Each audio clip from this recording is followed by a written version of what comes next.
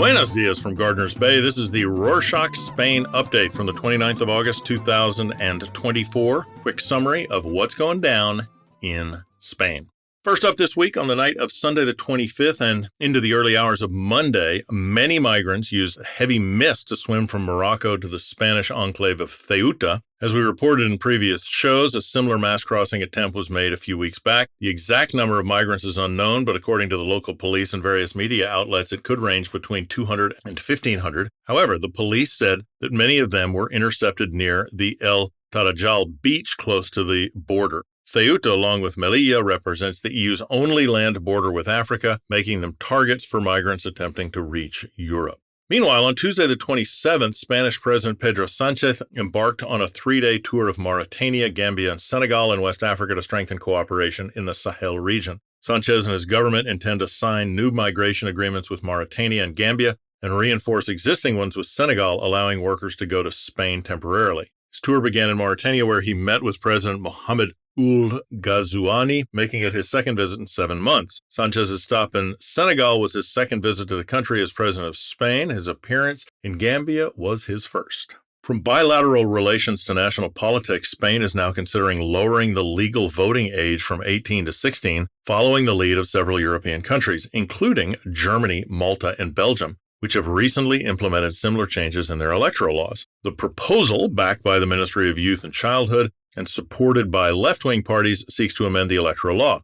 Advocates argue that allowing 16-year-olds to vote could increase political engagement among youth, saying that if they can work, they should be able to vote. However, the proposal faces resistance, particularly from right-wing parties, and they say that they have concerns, hilariously, about the emotional maturity of young voters. Implemented, could add over 1 million new voters to the rolls. Next, a 5.5 magnitude earthquake struck south of Lisbon in the Atlantic, shaking parts of Spain and Morocco. The tremor was recorded in the early hours of Monday the 26th and was felt across several Andalus provinces, including Huelva, Sevilla, and Cádiz, where the effects were most pronounced. According to the earthquake intensity scale, which goes from 1 to 12, in Spain, the earthquake's impact was felt at level 3 in towns near the Portuguese border and at level 2 in other regions like Malaga, Jaén, and Granada. The Andalus emergency services received over 15 calls regarding the quake, but no significant damage or injuries were reported. Tremor also affected other Spanish regions, including Galicia, Extremadura, and Castilla y León, with varying degrees of intensity, all under level 3. In other news, resorts on Spain's Costa Brava are facing a significant increase in jellyfish due to warming sea temperatures, which are enhancing reproduction and driving species farther north. Between May and August, over 7,500 beachgoers on the Catalan coast reported being stung by a jellyfish, a 41% jump from reports in 2023. Researchers point the finger at climate change, overfishing, and coastal developments, with some species' bloom cycles speeding up considerably. While many of these jellyfish are relatively harmless, their tails can stretch up to 50 meters in length and deliver a particularly nasty sting. Experts warn that the situation will likely persist as sea temperatures rise. Turning to inland beaches, inadequate safety regulations are raising the risk of drowning and other incidents. Inland beaches like the Ricobayo Reservoir in Zamora, Castilla y León, attracted thousands of summer vacationers but pose a significant risk due to lack of lifeguards, signage, and emergency resources. The Spanish Life-Saving and Rescue Federation warns of rising dangers at reservoirs, lakes, and rivers as more people visit, often unaware of hidden risks like sudden depth changes and cold water shocks. They urged authorities to enhance safety measures at popular inland spots like Ricobayo by including more signage and fenced-off areas. Recent incidents reveal rising risks, with more drownings and accidents worsened by remote locations and risky behavior promoted on social media, such as entering remote, unsafe waters and cliff diving.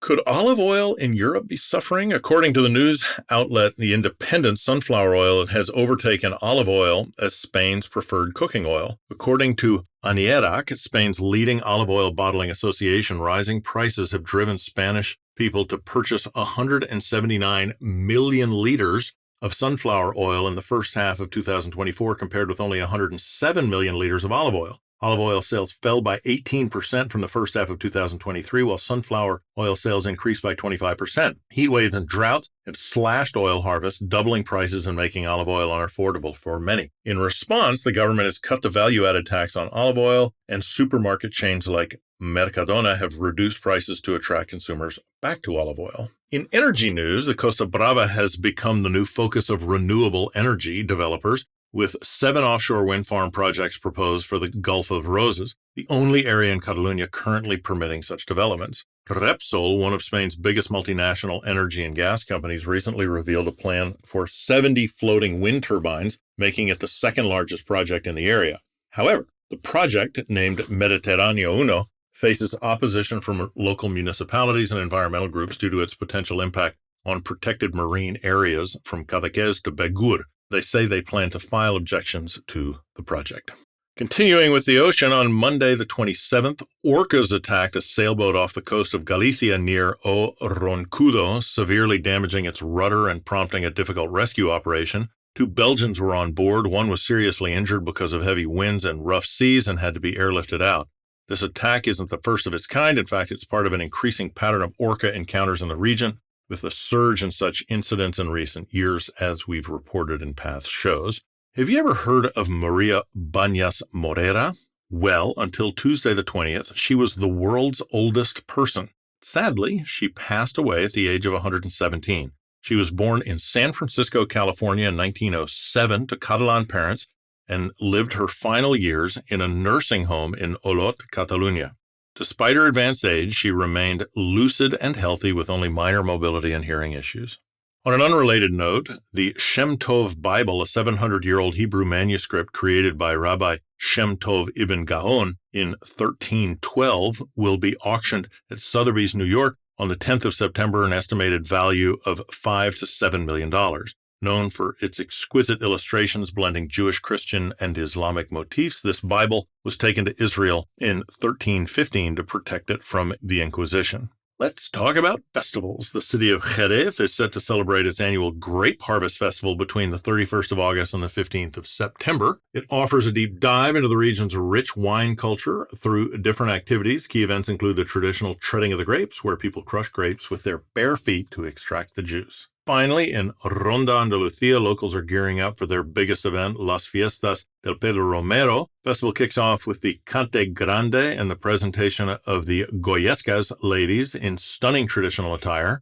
The highlight is the illuminated parade, marking the start of a week filled with music, dancing, and local wine. Key attraction is the Goyesco Bullfighting Festival in Ronda's historic bull ring.